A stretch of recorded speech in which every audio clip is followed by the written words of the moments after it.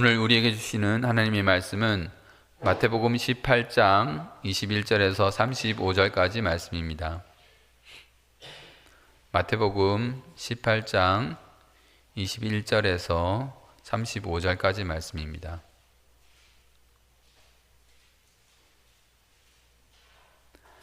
다 찾으셨으면 한 절씩 교독하고 마지막 절은 같이 읽겠습니다. 그때에 베드로가 나와 이르되 주여, 형제가 내게 죄를 범하면 몇 번이나 용서하여 주리이까? 7번까지 하오리이까? 7번뿐만 아니라 7번을 70번까지라도 할지니라. 그러므로 천국은 그 종들과 결산하려 하던 어떤 임금과 같으니 결산할 때에 10,000달란트 빚진 자 하나를 데려오매 갚을 것이 없는지라 주인이 명하여 그 몸과 아내와 자식들과 모든 소유를 다 팔아 갚게 하라 하니 그 종이 엎드려 절하며 이르되 내게 참으소서 다 갚으리이다 하거늘 그 종의 주인이 불쌍히 여겨 놓아 보내며 그 빚을 탕감하여 주었더니 그 종이 나가서 자기에게 100데나리온 빚진 동료 한 사람을 만나 붙들어 목을 잡고 이르되 빚을 갚으라 하며 그 동료가 엎드려 간구하여 이르되 나에게 참아주소서 갚으리이다 하되 허락하지 아니하고 이에 가서 그가 빚을 갚도록 옥에 가두거늘 그 동료들이 그것을 보고 몹시 딱하게 여겨 주인에게 가서 그 일을 다 알리니 이에 주인이 그를 불러다가 말하되 악한 종아, 내가 빌기에 내게 탕감하여 주었거늘 내가 너를 불쌍히 여김과 같이 너도 내 동료를 불쌍히 여김이 마땅하지 아니하냐 하고 주인이 노하여 그 빚을 다 갚도록 그를 옥졸들에게 넘기니라. 다 같이 읽겠습니다. 너희가 각각 마음으로부터 형제를 용서하지 아니하면 나의 하늘 아버지께서도 너희에게 이와 같이 하시리라. 아멘. 네, 오늘 본문의 시작은 그때에 베드로가 질문을 했다라고 기록하고 있습니다. 자, 여기서 우리가 그때에라는 말을 만났습니다. 그러면 우리는 어떻게 해야 할까요? 네, 그때에 무슨 일이 있었는지 살펴보아야 합니다. 그때에 무슨 일이 있었습니까? 그것을 알려면 이제 앞에 본문을 봐야 합니다. 마태복음 18장 15절에서 20절입니다. 성경을 펴시고 마태복음 18장 15절에서 20절 바로 앞에 있죠? 한 절씩 교독하겠습니다. 내 형제가 죄를 범하거든 가서 너와 그 사람과만 상대하여 공고하라. 만일 들으면 내가 내 형제를 얻은 것이요 듣지 않거든 한두 사람을 데리고 가서 두세 증인의 입으로 말마다 확증하게 하라. 만일 그들의 말도 듣지 않거든 교회의 말하고 교회의 말도 듣지 않거든 이방인과 세리와 같이 여기라. 진실로 너에게 이르노니 무엇이든지 너희가 땅에서 매면 하늘에서도 매일 것이요 무엇이든지 땅에서 풀면 하늘에서도 풀리리라. 진실로 다시 너희에게 이르노니 너희 중에 두 사람이 땅에서 합심하여 무엇이든지 구하면 하늘에 계신 내 아버지께서 그들을 위하여 이루게 하시리라. 두세 사람이 내 이름으로 모인 곳에는 나도 그들 중에 있느니라. 예수님께서 죄를 범한 형제를 어떻게 대해야 하는지 말씀하셨습니다. 형제가 죄를 범하거든 먼저 네가 그 사람에게 권면해라. 그리고 그래도 듣지 않으면 한두 사람을 더 데리고 가서 권면하고 그래도 듣지 않으면 교회에 말하고 그래도 듣지 않으면 이방인과 세리와 같이 여기라 라고 말씀하셨습니다. 그리고 너희가 땅에서 매면 하늘에서 매이고 땅에서 풀면 하늘에서도 풀릴 것이다 라고 말씀하셨습니다. 자, 매고 풀다 어디서 봤던 말씀이죠? 언제 하신 말씀인가요? 베드로가 예수님에 대한 신앙 고백을 했을 때 하셨던 말씀입니다. 제가 마태복음 본문을 읽어드리겠습니다. 마태복음 16장 15절에서 19절까지 말씀입니다. 이르시되 너희는 나를 누구라 하느냐? 시몬 베드로가 대답하여 이르되 주는 그리스도시요 살아계신 하나님의 아들이시니이다. 예수께서 대답하여 이르시되 바요나 시몬아 내가 복이 있도다. 이를 내게 알게 한 이는 혈육이 아니요 하늘에 계신 내 아버지이시니라. 또 내가 내게 이르노니 너는 베드로라. 내가 이 반석 위에 내 교회를 세우리니 음부의 권세가 이기지 못하리라. 내가 천국 열쇠를 내게 주리니 내가 땅에서 무엇이든지 매면 하늘에서도 매일 것이요 내가 땅에서 무엇이든지 풀면 하늘에서도 풀리리라 하시고, 그만큼 교회에게 큰 권한을 주신 것입니다. 사람이 예수님을 믿고 구원받는 그 일을 교회가 해야 할 일로 주신 것이죠. 그 시대 그 지역의 사람들이 예수를 믿고 구원받느냐 받지 못하느냐가 바로 교회가 할 일이라는 것입니다. 그런 천국의 열쇠를 교회가 예수님으로부터 받은 것이죠. 자, 이 예수님의 말씀을 듣고 제자들의 대표격인 베드로가 말을 했던 것입니다. 예수님의 말씀대로 했을 때에 그 죄를 범한 형제가 권면을 받고 그 죄에서 돌이켜 돌아오는 그 상황에 대해 말하는 것이죠. 그 형제가 돌아오면 용서해야 할 것 아닙니까? 그 형제에게 야, 너는 죄지었던 자라는 꼬리표를 여전히 붙여둘 겁니까? 아니잖아요. 그런데 그 돌아오는 형제가 돌아와서는 또 잘못을 범하고 또 권면을 받고 뉘우치고 하는 그런 과정이 반복될 때 어떻게 해야 하는지 베드로는 질문하고 있는 것입니다. 몇 번이나 용서하오리까? 여기서 베드로는 말하죠. 7번까지 하오리까? 예, 여기서 7번이라는 말은 무슨 말입니까? 많이라는 뜻이죠. 히브리 사람들에게 숫자 7은 완전을 뜻합니다. 그러니 완전히 많이, 충분히 많이 라는 뜻이죠. 참고로 당시 랍비들은 죄에 대해서 용서는 3번이면 충분하다고 생각했습니다. 그런데 역시 베드로는 예수님의 수제자라서 그런지 그 예수님의 기존의 그 가르침이 보여주었던 그 높은 기준을 생각하고 7번 정도 어림잡았던 것 같습니다. 7번 정도 하오리까? 그런데 예수님의 대답은 무엇입니까? 7번뿐만 아니라 7번을 70번까지라도 할지니라. 여기서 7번을 70번이라는 표현은 헬라 원문에 보면 70번과 7 이렇게 기록되어 있습니다. 이것을 77번이라고 해석할 수도 있습니다. 그러나 이게 77, 49, 490번이든 77번이든 77번이든 의미하는 바는 같습니다. 내가 말하는 용서는 베드로 네가 생각하는 그런 유한한 것이 아니란다. 이것은 실질적으로 계속해서 끊임없이 무한히 용서하라는 뜻입니다. 여러분들 자녀가 있으시죠? 자녀들이 여러분에게 잘못을 했을 때 몇 번쯤 용서를 하십니까? 아니, 몇 번쯤 잘못을 하고 용서를 해주면 그 자녀가 다시는 잘못을 범하지 않던가요?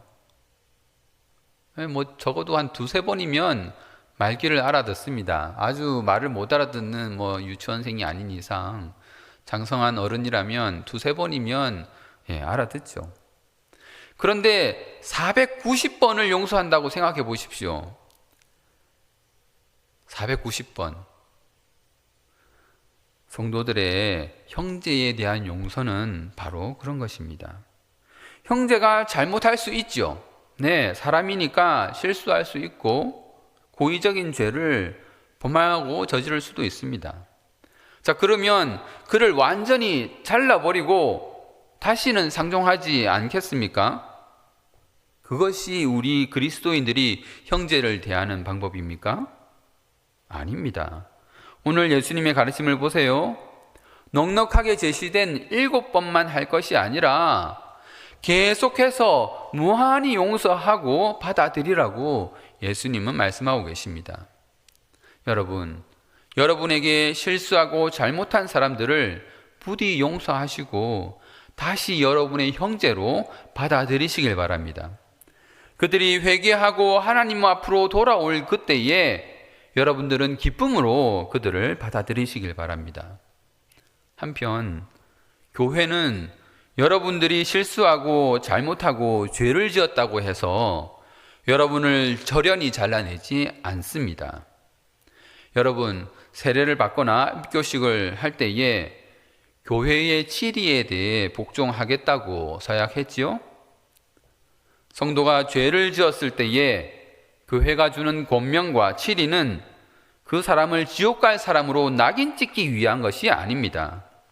죄인이 하나님 앞에서 그 죄를 인정하게 하고, 그래서 그 죄에 대해 회개하게 하고 다시 돌아오게 하기 위한 것임을 여러분은 분명히 아시기 바랍니다. 자, 이제 비유의 본 단락으로 들어갑니다. 예수님은 이렇게 무한히 용서하라고 하신 뒤에 비유를 들어서 용서가 어떤 것인지를 말씀하고 계십니다. 오늘 비유의 시작도 역시 천국은 어떤 임금과 같으니 라고 시작합니다. 오늘 비유에는 임금과 종들이 등장하고 그 때는 결산할 때라고 말하고 있습니다. 자, 결산한다. 이것은 무엇을 말합니까? 세상의 종말을 말하는 것이죠. 뭐든지 결산한다, 마무리한다, 마감을 짓는다, 셈을 해본다. 이것은 마지막 때를 말하는 것입니다. 그런데 그 임금에게 1만 달란트를 빚진 자가 데려옴을 당합니다. 그가 지은 빚이 얼마라고요? 1만 달란트입니다. 1만 달란트가 어느 정도일까요? 당시에, 그러니까 주전 4년에 유대와 그 다음에 이두메, 에돔이죠. 이두메와 사마리아 전체를 다 해서 거두어들인 세금이 600달란트입니다. 600달란트의 세금이 거둬졌어요. 1년에. 자, 그냥 600달란트 하면 계산이 힘드니까 그냥 1000달란트가 거쳐졌다고 해봅시다. 그런데 그 세 나라들의, 세 지역의 세금의 10배에 해당하는 그런 금액입니다. 자, 2021년에 대한민국 세금이 334조 거쳤답니다. 자, 대한민국의 세금이 334조입니다. 대한민국의 세금의 10배라고 하면 그렇게 단순하게 그냥 계산을 하면은 무려 3,340조 원이 해당됩니다. 자, 이 1만 달란트는 무엇을 말하기 위한 것입니까? 개인이 스스로가 해결할 수 없는, 도저히 갚을 수 없는 그런 값을 상징하는 숫자죠. 도저히 해결할 수 없는 빚. 그 빚을 진 사람이 지금 임금 앞에 온 것입니다. 결산 자리에서 그 임금의 처분은 무엇입니까? 다 팔아라. 그래서 갚게 하라. 입니다. 제일 먼저 그 몸을 팔고, 아내를 팔고, 자식을 팔고, 그 모든 소유를 다 팔아야 합니다. 뭐 그렇게 한다고 해도 그 1만 달란트에 근접할 수는 없습니다. 하지만 그렇게라도 하라는 것입니다. 자, 모든 소유를 팔아 하니까 무엇이 생각나십니까? 밭에 감추인 보화 비유가 생각나죠? 진주장사 비유가 생각이 납니다. 성도는 소유를 다 팔아 천국을 얻었고, 천국은 소유를 다 팔아 성도를 얻었는데, 이 사람은 자기의 소유를 다 팔아도 천국 임금에게 진 빚을 갚지 못합니다. 왕의 처분에 빚진 종은 엎드려서 절합니다. 그리고 말합니다. 참아주소서, 다 갚으리이다. 그러나 그것은 불가능한 일입니다. 그를 참아준다 하더라도 그는 그것을 다 갚을 수 없습니다. 자비로운 임금은 그가 다 갚을 수 없다는 것을 다 알고 그를 불쌍히 여겨서 그를 놓아주며 그 빚을 탕감해 줍니다. 여기서 그 불쌍히 여긴다라는 말은 헬라어로 스플랑크니조마이라는 동사가 사용되었는데요. 그 스플랑크니조마이, 불쌍히 여기다. 그 앞에 있는 스플랑크가 뭐냐면 이 창자를 말하는 거예요. 내장, 창자. 정말 너무 불쌍해서 그 감정을 창자의 움직임으로 그렇게 느낀다는 거죠. 여러분들은 혹시 그런 경험 있으십니까? 너무 슬퍼서 그 뱃속이 움직이는 듯한 그런 느낌. 하나님의 마음이 그를 향하여 그랬다는 것이죠. 우리말에도 애타는 마음이라는 것이 있죠. 이 애타는 마음, 이것이 무엇입니까? 애타는에서 그 애가 바로 창자를 말하는 거예요. 창자, 우리 속에 있는 창자. 애타는 마음, 이것은 창자가 불에 타는 것 같은 마음을 말하는 겁니다. 끓는 마음, 창자가 뜨거워 끓는 듯한 그런 마음을 말하는 것이고요. 끊는 마음, 창자가 끊어지는 듯한 그런 마음을 말하는 거죠. 하나님께서 그런 마음으로 그를 용서하고 탕감해 준 것입니다. 그런데 문제는 그 다음에 발생합니다. 그 종이 나가서 자기에게 100데나리온 빚진 자를 만납니다. 자, 한 데나리온은 얼마입니까? 한 데나리온은 노동자의 하루 품삯입니다. 그러면 하루 품삯이니까 100데나리온은 얼마가 되나요? 100일치 품삯이에요. 지금 우리나라 돈으로 한번 따져봅시다. 아까 전에도 했지만 우리나라 돈으로 따지면 노동자의 하루 임금이 한 25만 원쯤 된다고 합니다. 꽤 많죠. 예. 자, 100배 하면 얼마입니까? 25만 원에 100배? 예, 2,500만 원 정도죠. 3,340조에는 비교할 수도 없이 작은 돈이지만 땅에 발을 붙이고 사는 우리네 인간들에게는 적지 않은 돈이죠. 아주 현실적인 돈입니다.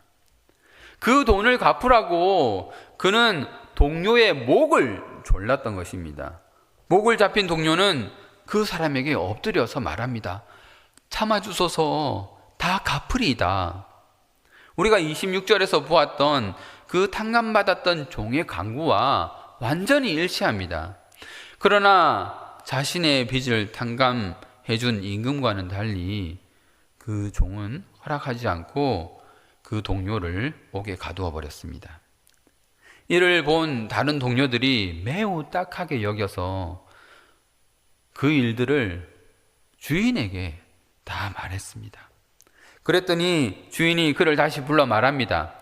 악한 종아, 내가 빌기에 내가 진 빚을 전부 탕감해 주었거늘 내가 너를 불쌍히 여김같이 너도 내 동료를 불쌍히 여김이 마땅하지 아니하냐? 주인은 노하여 그 빚을 다 갚도록 그 악한 종을 옥에 가두었습니다. 이제 그는 영영이 옥 밖으로 나올 수 없게 되었습니다. 왜 그럴까요? 옥 안에서는 데나리온을 받을 수 없기 때문입니다. 더 이상 일할 수 없기 때문입니다. 여러분, 이 비유가 주는 교훈이 무엇입니까? 아, 그래, 무슨 일이 있어도 빚은 지지 말자, 그겁니까? 아닙니다, 여러분. 여러분이 살아있는 그것 자체가 하나님께 빚을 지고 있는 것입니다. 여러분이 한번 들이쉬고 내뱉는 숨조차 하나님께 빚지고 있는 것입니다. 여러분이 밥 한 숟갈 떠서 입에 넣는 것 자체가 하나님께 빚지고 있는 것이죠.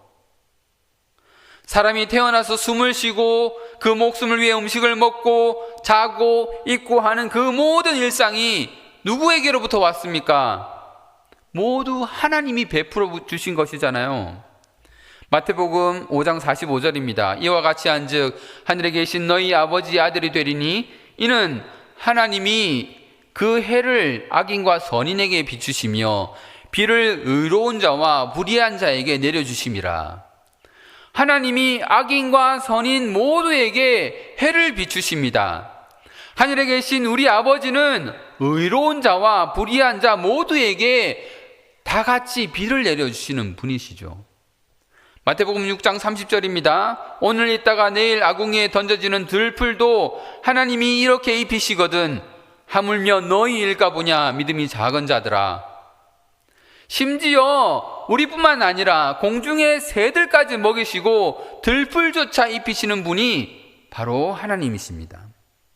태초에 천지를 창조하신 그 하나님께서 이 모든 것들을 창조하셨을 뿐만 아니라 그것들을 그냥 내버려 두지 않으시고 그 모든 필요를 공급하고 계신 분이시기 때문입니다. 그러므로 우리는 하나님께 매 순간 빚을 지고 살아가는 것입니다. 그러면 사람은 그저 공급받기만 하면 됩니까? 사람은 그 공급받은 것으로 무엇을 해야 합니까? 어떤 삶을 살아야 합니까? 사람은 하나님께 영광을 돌리며 하나님께 찬양을 해야 하는 존재입니다. 이사야 43장 21절입니다.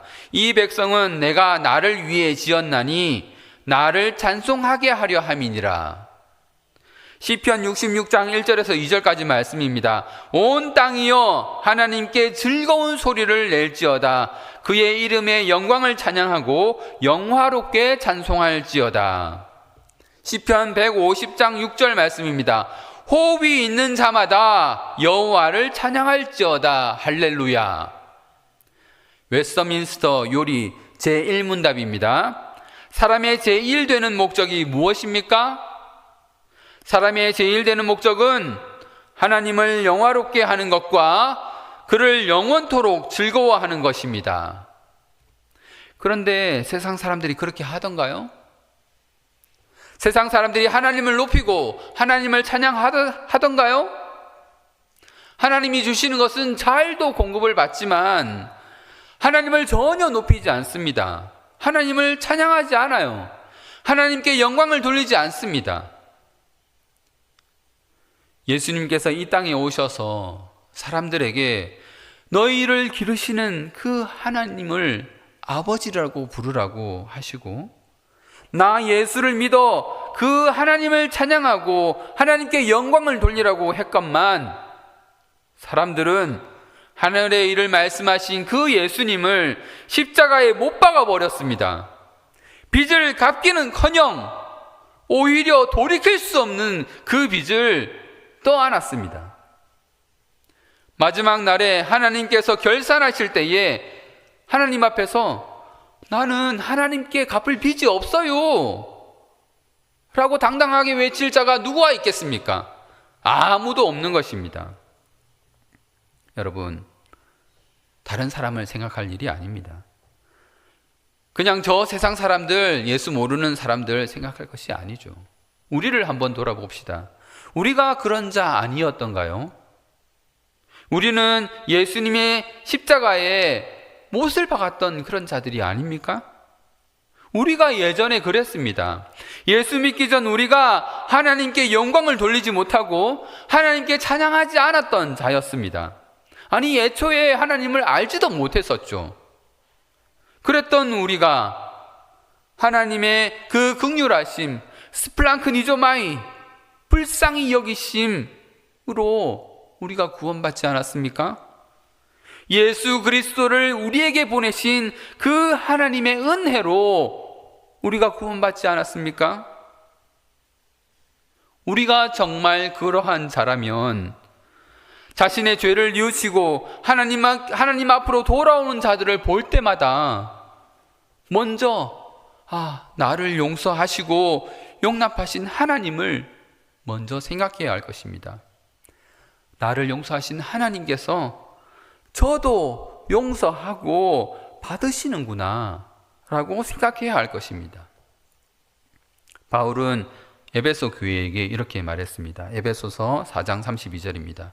서로 친절하게 하며 불쌍히 여기며 서로 용서하기를 하나님이 그리스도 안에서 너희를 용서하심 같이 하라.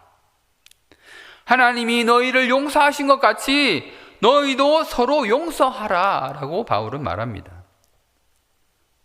자, 그런데 그것이 실제 내 일로 다가올 때에 우리는 어떻게 해야 합니까? 그저 비유의 이야기로, 남의 이야기로 들을 때에는 맞습니다, 옳습니다 이야기를 잘 하죠. 왜인가요? 그것이 정의로운 일이니까, 그것이 당연한 일이니까 그렇게 쉽게 말합니다. 그런데 그것이 나와 관련한 이야기로 다가오면 예민해지죠. 민감하게 잘잘못을 따집니다. 자, 여러분에게 잘 생각해 보십시오. 여러분에게 100데나리온, 아까 전에 얼마였죠? 2,500만 원? 2,500만 원. 자, 2,500만 원이 왔다 갔다 하는 그런 송사가 여러분에게 있다고 해봅시다. 지금 2,500만 원이 왔다 갔다 하는 거예요. 받느냐 못 받느냐. 그런데 그 채무자가 내가 그리스도인으로 예수를 믿겠습니다. 자, 2,500만 원을 탕감해 주십시오. 그것이 내 일이라고 생각하니까 벌써 머리가 아프죠. 제가 구체적인 금액을 언급하면서 이 송사의 이야기를 꺼내는 그 순간부터 아니 대체 이야기를 어떻게 끝내려고 저러는가? 이런 생각이 들지 않습니까? 그렇죠. 이야기의 결론이 어디로 이어질 것이 너무나 뻔하니까 그런 겁니다. 예수님의 비유를 듣고 설교를 들은 여러분의 신앙 양심이 선명하게 받은 교훈이 그러하기 때문입니다. 굳이 말하지 않아도 아는 뻔한 결말을 지금 나보고 실천하라고 할 것을 이미 알고 있기 때문입니다. 말 안 해도 우리가 뻔히 예상하는 바 이야기의 결론이 무엇입니까? 2,500만 원을 탕감해 주고 손해보는 한이 있더라도 저 형제가 그리스도께로 돌아오는 것을 더 기뻐하라 라고 말할 것이 뻔하지 않습니까? 그런 면에서 우리 예수님은 아주 적절하게 비유를 말씀하신 것입니다. 100데나리온이 사람을 아주 갈등하게 만드는 그런 돈인 것이죠. 다른 말로 하면 인간의 적나라한 모습을 끌어내는 그 정도의 돈이라는 것입니다. 너무 작지도 않고 1,000원, 2,000원도 아니고 그렇다고 너무 크지도 않은 막 수천조 이야기도 아닌 2,500만 원. 누군가는 이렇게 말할지도 모르겠습니다. 예수님은 마음으로 용서하라고 했지 않습니까? 물질을 갖고 안 갖고 보다는 마음이 중요한 것 아닙니까? 네, 맞죠. 정확히 말하면 마음으로부터 용서하라고 하셨죠. 그 예수님의 그 말씀은 진정한 마음으로 용서하라고 주신 말씀입니다. 누구나 볼 수 있는 나의 겉모양으로 그를 용서하라는 것이 아니죠. 내 마음에서부터 누구도 볼 수 없는 내 마음에서부터, 그러나 하나님은 아시는 그 마음으로부터 그 형제를 용서하라는 뜻이죠. 그리고 그 마음으로부터 용서하게 되면 그것은 바로 행동으로 이어집니다. 왜냐하면 우리가 육신을 입고 살아가고 있는 동안에 우리의 보물이 있는 곳에 우리의 마음이 있기 때문입니다. 제가 2,500만 원 탕감이라고 말을 해서 여러분들에게 혹시나 비현실적으로 들릴 수도 있을 것입니다. 그걸 누가 그렇게 2,500만 원씩 탕감을 해주고 그러나? 그런 사람 본 적이 없는데. 그렇죠. 무조건 탕감해 주는 것이 능사는 아닙니다. 인간이 죄인이기 때문에 탕감해 달라고 한다고 해서 무조건 탕감해 주고 면제해 주는 것이 다가 아니죠. 용서해 주는 자도 그렇지만 마찬가지로 용서를 구하는 자도 진심으로 자기의 잘못을 뉘우쳐야 합니다. 그리고 자기의 잘못을 그렇게 진심으로 뉘우친다면 상대방에게 갚아야 할 것을 갚아야죠. 상대방에게 보상이나 배상이 할 것이 있으면 해야 합니다. 그러나 예수님 말씀은 용서해주는 입장에서 내가 돌려받을 것을 조건으로 따지는 것이 아니라 그 사람이 진심으로 돌아오고 다시 우리의 형제가 되는 것에 그 마음을 더 두라는 얘기입니다. 물질이 장벽이 되지 않게 하십시오. 이제 말씀을 맺겠습니다. 하나님 앞에서 그 누구도 나는 하나님께 빚진 것이 없습니다 라고 말할 사람은 없습니다. 또 그 빚을 갚아낼 수 있는 사람도 없습니다. 모두가 영원히 옥에 갇혀야 할 그런 사람들입니다. 그런데 우리 믿는 자는 예수 십자가의 공로로 그 빚을 탕감받았습니다. 믿는 자라면 예외 없이 모두가 갚을 수 없는 그 큰 빚을 하나님 앞에서 탕감받은 자들입니다. 내가 하나님께 도저히 갚을 수 없는 그 빚을 탕감받았듯이 나도 내 형제들을 용서해 줘야 하는 것입니다. 여러분, 그 사실을 잊지 마십시오. 회개하며 용서를 구하고 하나님께로 돌아오는 그 자들을 교회 회원으로 받아들이시기 바랍니다. 그리고 여러분에게 용서를 구하는 형제들을 마음 깊은 곳으로부터 용서해 주시기 바랍니다. 물질의 조건이 그 형제를 용서하는 것을 가로막지 않도록 하여서 내가 하나님께 탕감받은 자라는 것을 교회에게 드러내게 하시고 세상에 그것을 드러내시길 바랍니다. 천국 임금의 그 긍휼하심을 늘 기억하는 우리 성도들 되시길 바랍니다. 이 시간에